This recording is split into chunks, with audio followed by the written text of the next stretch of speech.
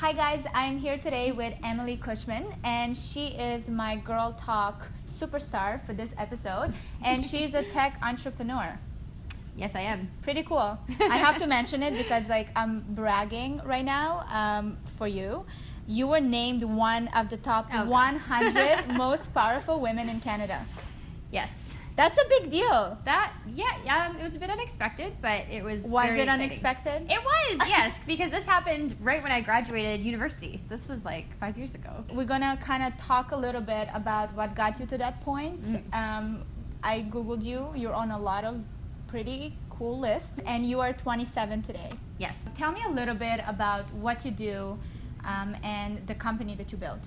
Sure. So I built the company KiraTalent, and I don't like to say I. We built the company KiraTalent, us and the team, and basically we develop a new type of admission software. So when you're applying to college or university, basically we develop this software that looks at more than just your grades and your test scores. It looks at things like personality and your communication skills, your emotional intelligence, and things like leadership and problem solving, things that employers really care about once you graduate. So we kind of bring that to admissions. This idea started I don't want to say it by accident, but kind of. I mean, it's not something that you've been thinking about for years that you want to develop, right? No. It definitely started a little bit by accident. So, I mean, really it came about through a program called the Next 36. And this is a program that's in Toronto, and basically you can apply from anywhere out of your undergraduate degree into this program. And the only requirement is that you have to be a Canadian citizen. So, naturally you get thousands of applicants applying from everywhere. And I mean, I'm from Windsor, Ontario, so small town. And basically once you get into this program, if you make it in, they give you up to $80,000 to start a tech company.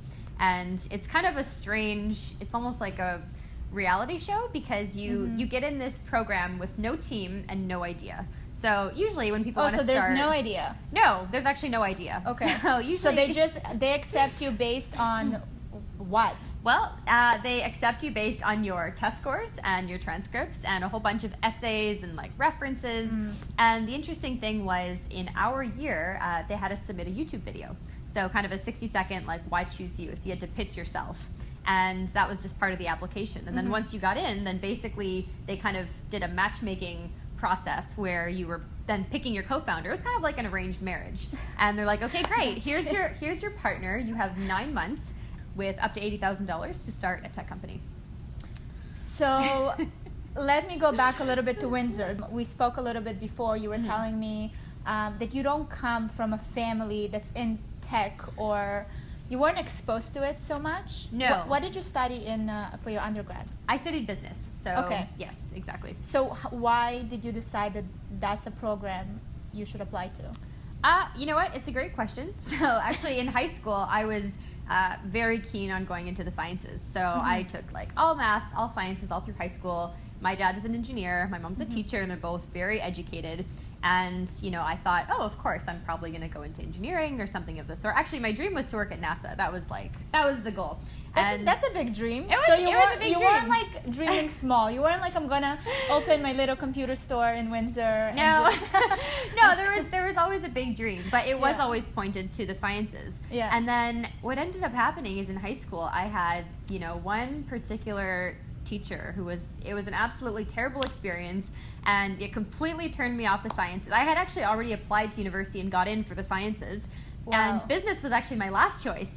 But then after going through this terrible experience in my grade 12 year, I was so done with sciences. By the end of it, I was well, what am I going to do? And then I remembered I had applied to business.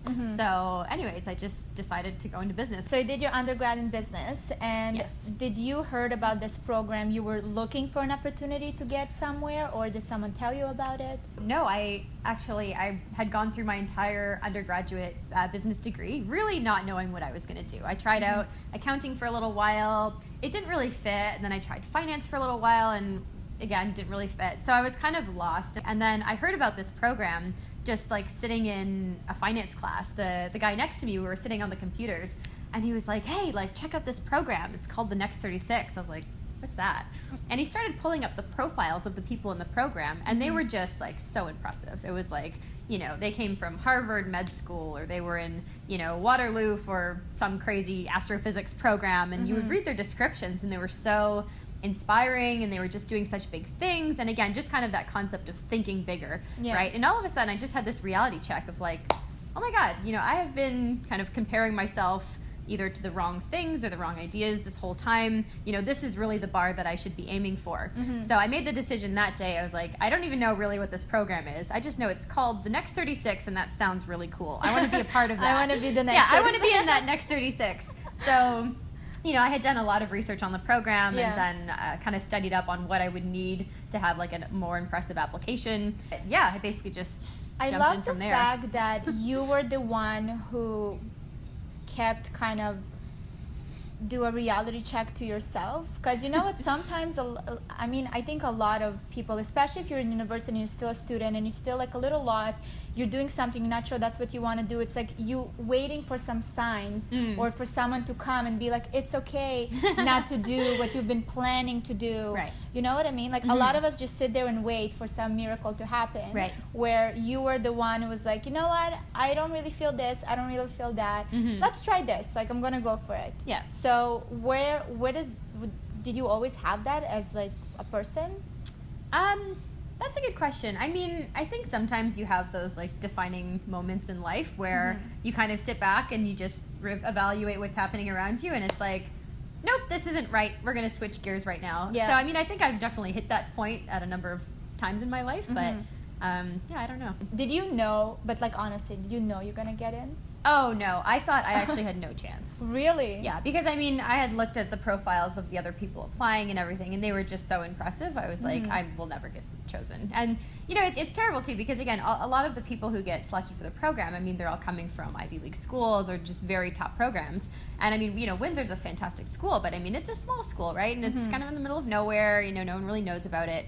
And even when I got into the program, you know, they're like, oh, you're that girl from, you know, where is it? Windsor? Oh, okay. You know, like, it's kind of an unknown. So I did not think I would get in. Like, when I got that call, so you do the application, and then there's actually a big selection weekend. They call in the top 72 finalists, and then you go through an entire weekend of interviews. American Idol. Yeah, it's kind of like that. You go through this whole weekend of, like, intense interviews where you're getting, like, grilled with questions and everything. And basically at like 6 in the morning, then they wake you up and there's 2 boards. And it's like, all right, 36 people over here and 36 over there. And it's like, you're either in or you're out. Very intimidating experience. And they kind of try and break you in the best possible way. So you were set up with your business partner. How long did you have until you came up with an idea? When we first got all groups together, they were like, okay, you know, tomorrow morning, I think it was a Saturday, they're like, tomorrow morning, Sunday morning, you're going to get up on stage in front of, you know, 300 or 400 people, and you're going to pitch a business idea. So go. And they basically put you in a room with whiteboards and everything, and you had to just come up with something. And the funny thing was, we actually came up with the idea for this business like that night. Really? Yes. So we actually came up with this whole business in like one night. So what was the idea behind the business? So the idea behind the business was that, you know, we thought, okay, and actually our mentor at the time, so as part of the program, you get paired up with 2 CEO level mentors. So one of our mentors, his name is John Kelleher, and, you know, he was the previous CEO of Black's Photography, and he was saying how they would get so many, you know, summer interns and students, and they all look the same on paper. Like, how do you tell thousands of students apart that all come from, you know, Ivy Business School and all have the same average? You can't. And he was like, if only there was some way to kind of get more insight. And, you know, then we started brainstorming, well, the Next 36 used YouTube, right? I mean, that's kind of how they got people to give their pitch and to hear more about their story. So that's when we kind of thought, you know, I wonder if there was a way to have like a timed YouTube experience that's like a little bit more professional that people could use in jobs to tell people apart. And that was the original idea for the business. It was actually like a timed video interview for human resources, so for companies. And it was only through the program. So once we went through the 9 months, we actually found out that universities and colleges were the best fit for what we were doing. Okay, so fast forward, slaving for 9 months, building this business. Cool, 9 months are done, you win. You won, right? Yes, we did. So if you, like, let's hypothetically, if you didn't have the angel investment, you have this amazing idea, and because I feel like that's how a lot of tech entrepreneurs, start. Definitely. They are not lucky enough to be part of programs like yours that like gave, so much validation and experience and advice. Yes. And they go there and they keep pitching this idea and it keeps getting turned down. If you were in that kind of environment, how would you kind of keep yourself motivated to keep going? Well, I mean, I think at the end of the day, it really comes down to you have to believe in what you're doing. We were very early stage, but we knew that, we were signing deals with these universities and they were paying us money. They were loving the product. Maybe you're not always getting validation from investors or a support group from a program, but, if you believe in what you're doing and, you're getting clients who love what you're doing, like even that can really help move things forward. You got your funding. Yes. And you started to get building the ball rolling. Yeah. You know how sometimes you're in a situation where there's so much to do and you start thinking about it and you get overwhelmed and you're like, how will I be I'll be able to get there where I need to get, especially with the pressures, like now you got funding. People put their money in your hands being like, okay, make me money because this is what we're doing here. Yes. And again, you have no experience. How did you kind of said, okay, Emilie, don't lose your shit and just... Oh, I lost my shit several times. Yeah? Like over and over again. At least 3 times a week. I'm not going to sit here and pretend like, oh, it was so peaceful and wonderful. Like, no. It was challenging because it's like you wake up and, the difference, especially coming from school, is in school it's extremely structured, right? It's like, all right, you have this class, this class, this class, and then you're going to do homework for this and this and this. When you're starting a business, there's no list. There's no structure. It's like, you might have your entire day planned, and even that, it's like you squeeze everything possible into 24 hours, and then something comes up that completely derails your day, and it's like, well, what am I going to do? Yeah. So, I mean, you have to be comfortable with uncertainty and having zero control over what's going to happen. And I feel like it's this, like, you don't have enough experience was like this cloud over you always, right? Yeah. So you started this company and the company started doing well and then they decided to bring a senior... Yes. So, every entrepreneur's worst nightmare. So basically, we started this company. We had so much momentum behind us and we're so excited. We had done our first round of funding, which was $300,000. We had just finished our second round, which is $2 million. And then our investors came in and said, okay, you know what? You guys are very young and you're doing a great job, but we would like someone to come in and kind of, just bring a bit more experience, give you some adult supervision with what you're doing. And, at the time we thought, okay, sounds good. But then when it actually happened, I mean, it was a big hit because, you're doing this and you're so excited and you're so confident, right? Because it's like every day you're cheering yourself up, right? All the self-motivation tactics to keep going and, this is your baby and you totally believe in what you're doing. You've convinced all your employees in the vision. And then all of a sudden it's like they come in and it's like, all right, we're just going to move you over there and just stay there. Someone else is going to take care of this now. Oh, man. And it's kind of like, it's just like what you think it would be. I mean, it's terrible. It's very difficult because... Did it make you doubt yourself, or when you heard that, were you like, you know what, yeah, maybe we got to a point in this business where someone with a little more experience will know better? You know what, like when it was first presented, like I find... I'm actually always very rational about things at first. Yeah. So when I first heard the idea, I was like, yeah, like that makes sense. Like we could probably use someone who, can take us to the next level.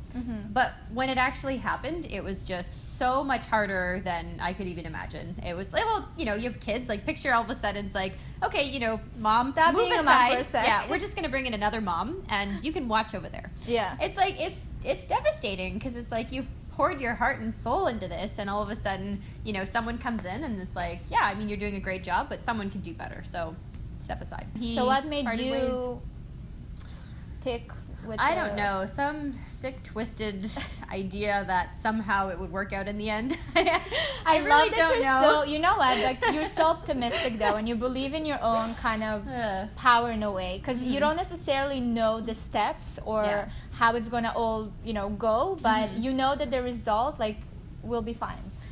So, but I mean, it was, like I said, it was challenging because, someone came in and they were in for a while and, originally, they came in and I went through this like period of 6 month like depression where I was like, okay, this is the end of the world. And then I kind of snapped out of it. I was like, okay, it doesn't have to be the end of the world. Like we can make the best of this. How can we find ways to get along? How can we find ways to work together, to split the responsibilities? And so basically then what I did was I spent the entire following year kind of working in every department of the company. So I worked in sales for a little while. I worked in like our client success team for a little while. So I kind of just got experience in different parts of the company. And in a way, it actually made me a lot more experienced in what to do in kind of all of these different functional areas. So I really spent that year like rounding out my own skill set.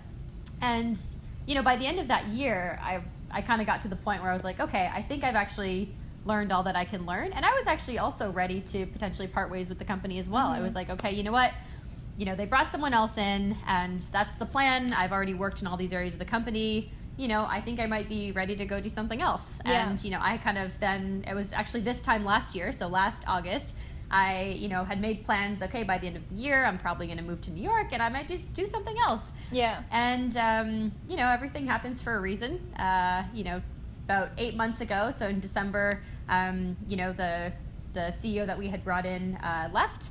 And then, you know, basically the opportunity came for me to step back in. And again, sometimes fate just has a funny way of Isn't it amazing? making things happen. And I feel like you probably came back so much stronger and knowledgeable than before, right? You already knew, you're like, okay, Yeah.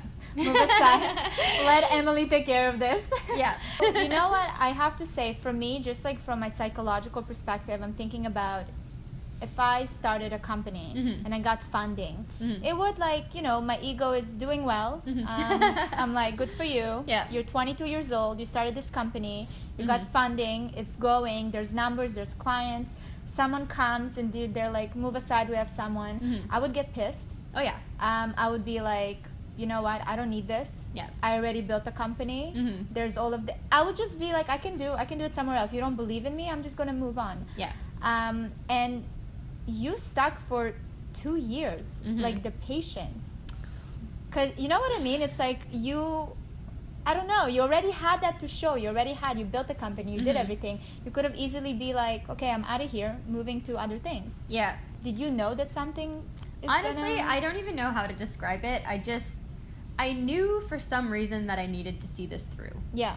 And, you know, it was a very difficult 2 years. Like it's not easy bringing in someone to run your company. And, you know, naturally there's going to be a lot of disagreements. You're probably not going to get along with the person. And it was the most difficult time of my life. And, you know, personally, like, because of all of that, it's like you went through this like depression and it's like kind of this existential crisis of like, what am I doing with my life now?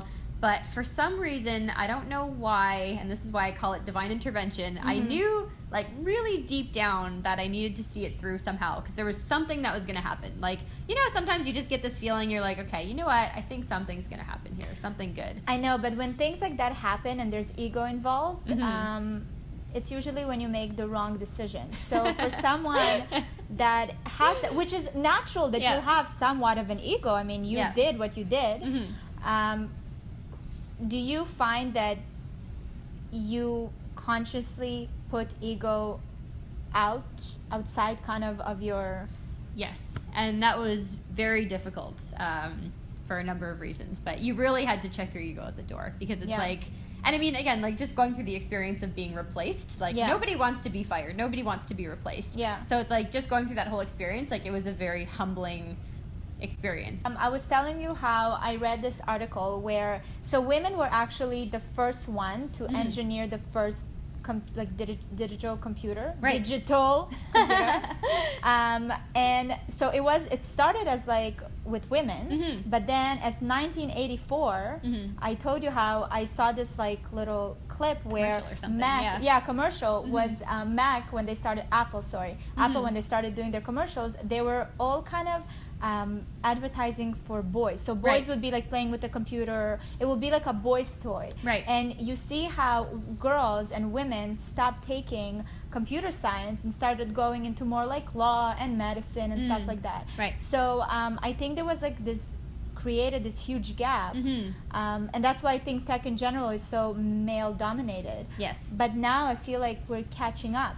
I think so. And like there's fantastic organizations like, you know, HackerU, Ladies Learn and Code in Toronto and, you know, all over the world as well that are really kind of, again, getting more girls, you know, coding or in computer science or in, you know, the sciences in general and robotics. And I think that's fantastic. And you know what's funny? I don't think it's about like necessarily gender, like some like tech prefers male over women. For sure. I just think that female just didn't pay as much attention to it. Oh yeah, as male. We can always do it, right? We can do anything. Obviously. We just, you know. I know that you were involved in this project that's called Enactus. Enactus. Tell me a little bit about that project, because that's really exciting. Yes. So basically, Enactus it's a student-led organization, and it's a nonprofit and they're present kind of on different campuses all over the world. Yeah. And the whole mandate is that you're creating these projects in your community that are socially, environmentally, and financially kind of bettering the community.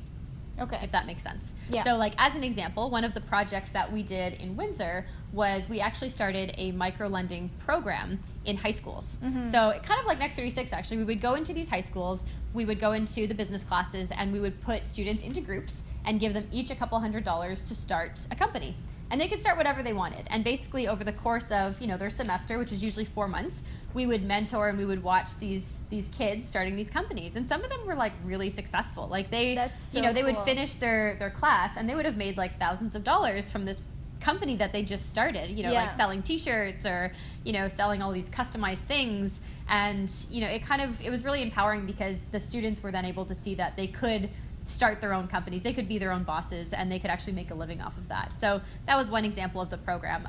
Another example was we kind of took that same concept and we actually did it for people that were on welfare, so people on like social assistance. So basically, if you're on welfare, it's there's very limited options for you, and so we would kind of work with these people to actually help them start their own companies. And by the end of the year, we were able to get a number of people off welfare because then their businesses started growing. Yeah, so their businesses were growing and they were actually able to sustain from their businesses. Anyways, long story short, it was this like fantastic nonprofit organization, and it was really empowering because you could kind of come up with any initiative that you wanted and then have all these resources to go and just start these things in your community. And, through that, I think that's where I probably got the entrepreneurial spark, I guess. Yeah. Do you think that entrepreneurship, are you born with it, or is it something that you can learn? You know what? I actually think it's something you can learn. And the reason I say this is I think, and, maybe people aren't always aware as to some of the entrepreneurship that's already been present in their lives. Like when I think back, like when I first started, Kira, which is this company, people always ask like, oh, did you always think about starting companies and everything? And I was like, well, not really. Yeah. But then when I started thinking back to my own experience, I was like, well, as a kid, I would always like, do like lemonade stands, or I remember I used to have all these like Barbie dolls, and when I was going to sell them one day, and I got them like all like dressed up, and I did all of their hair and their like makeup and everything. And it's like, there's lots of different ways, like as a kid and even kind of growing up, that you can be entrepreneurial, and you kind of end up starting all these little things. And so I think it can be learned, and I think a lot of people are probably more entrepreneurial than they think.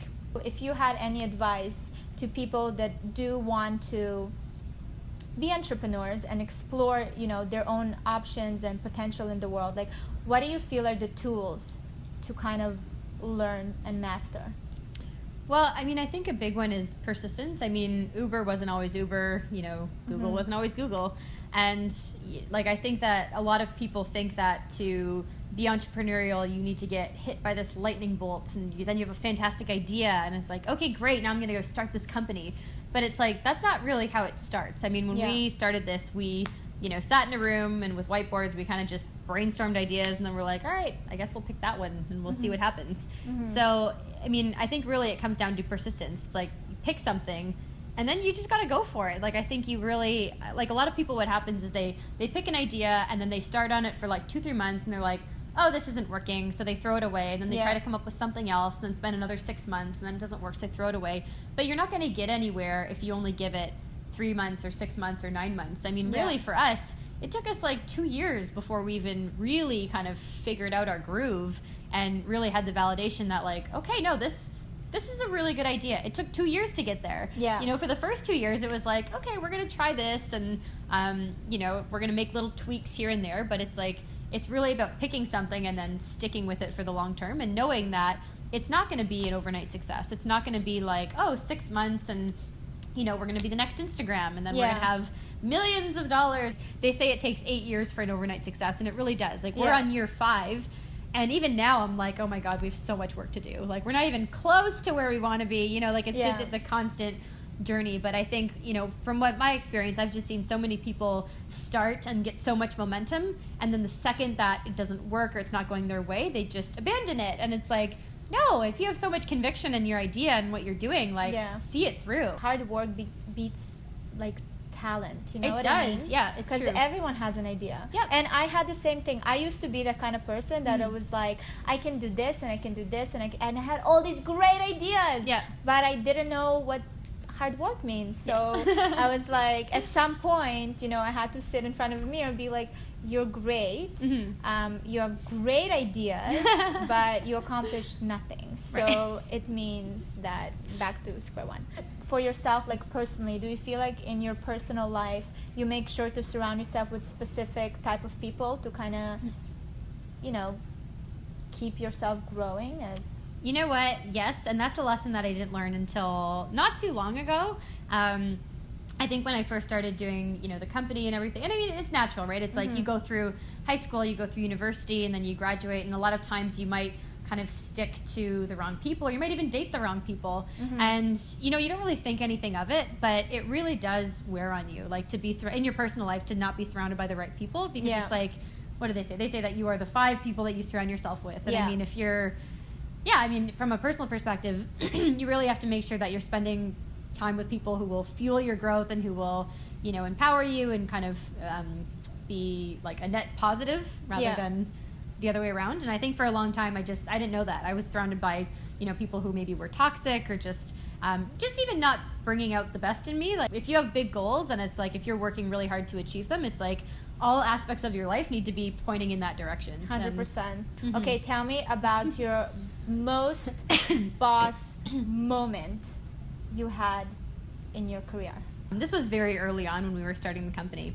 And it was at the point where we hadn't really nailed down our pricing yet. Because, you know, you develop this product and you think it's great. But I mean, at the end of the day, like, that doesn't matter. You have, like, people have to pay for it to be successful.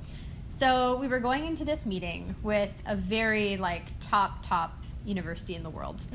And we were so nervous because this was like one of our earliest meetings, and we didn't even know what the product should be priced at, and we were like so nervous. So we fly there, and it's like a whole, like, we're all dressed up, we walk into this big boardroom, and they're all sitting there, and, you know, if this goes well, this would be huge. And we're kind of giving this presentation, just kind of hoping that they're, you know, buying into it and everything. And then it came time where they asked, so what does this cost? And we basically kind of pulled a number out of the air that we thought made sense, but it was probably maybe a bit more than we thought we were worth. But you know, you never really know, right? It's kind of like, all right, well, you know, I think it could be this or it could be this. But you aimed a little higher. We aimed a little higher than we were comfortable with. Yeah. And we kind of walked around the table and we, like, put down the price in front of them, and then we kind of just sat in our chairs and we just like we just kind of sat and we just waited. And then the dean of the school, you know, she basically looked at this sheet and she just looked and she said, all right, we'll take it. We'll start tomorrow. And, like, we were just stunned. Like, we just kind of sat there and we're like, oh my God, like, we just sold this school. Like, this is huge. It's like, at that moment, like, I will always remember that. What kind of mentality keeps you humble and keeps you kind of, you know, working hard? Yes, for sure. So, and this kind of draws back to when we were in the program. So our mentor, John Kelleher, so he had 2 things that he would always say. You know, number 1 was everybody loves a comeback. So it's like, you know, there are going to be so many times as an entrepreneur when you, like, fall on your face and you feel like you hit rock bottom. But it's so important to know that, you know, everyone around you, they want to see you come back. It's like, even think of celebrities, right? It's like they go through these crazy ordeals, and then it's like they come back so strong, and then they, you know, everyone's so happy for them. So same thing in business. And then the second thing was to always be the underdog. So when we were in the program, you know, again, we were like, I was from Windsor, you know, my team, we're all a little bit younger, and we were kind of always in this mentality of like, no, like, we're the underdog. Like, don't think that, you know, don't just walk in here like you're the shit and you own everything. It's like, you don't. You have to work for it. And so that mentality, you know, we carried it through the program. And then once we got into the real world, it was even just more pronounced. And I think to this day, it's like we still have that mentality of, you know what, you're the underdog and you have to work so much harder, but that's okay because that's how you're going to get ahead. So we keep that with us like I love all the time. The underdog mentality. Yes, totally. If you could give advice to your younger self means 5 years ago. Yes. What would it be? Well, you know, if I was to give advice to my younger self 5 years ago, I would have told myself to take better care of myself, actually. So 5 years ago, when I first started this company, and again, you know, fresh out of school, you think you can do everything, right? And it's like, at that time, you're 21, your body's telling you can do everything too. Mm-hmm. And so it's like, I would work all day, I would work all night, and really, you know, it's like I wasn't eating properly, I wasn't working out, and that's not promoting the growth that you want. And I think, you know, if I could go back, because it's like, whether you're doing a company or whether you're doing anything, it's like, you're in this for the long term and you only have one body. So it's like, you know, you really got to take care of it and know that, like, whatever you're doing, it's a marathon, it's not a sprint.